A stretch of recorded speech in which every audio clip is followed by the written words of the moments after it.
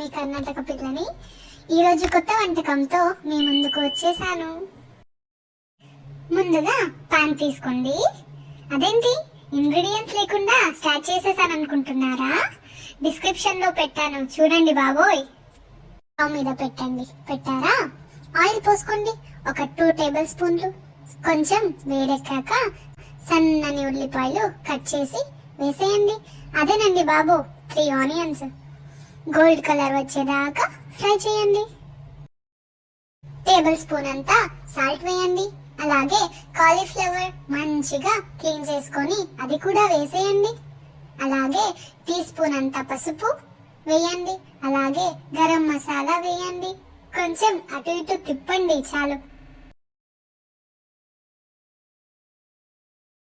కొంచెం సేపు ఆగి కొత్తిమీర వేయండి.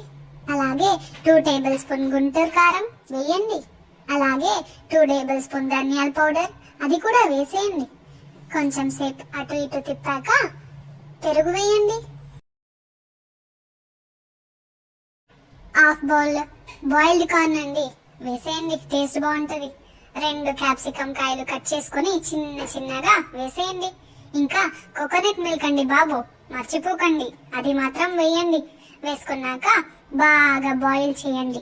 ఒక 15 మినిట్స్ బాయిల్ చేసేయండి.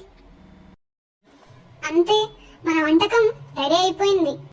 దోశతో కలిపి తిన్నారంటే చాలు. అబ్బా, ఇంకెందుకు లేట్, మరి ట్రై చేసేయండి. అలాగే సబ్స్క్రైబ్, లైక్ కొట్టేయండి మరెన్నో వీడియోస్ కోసం.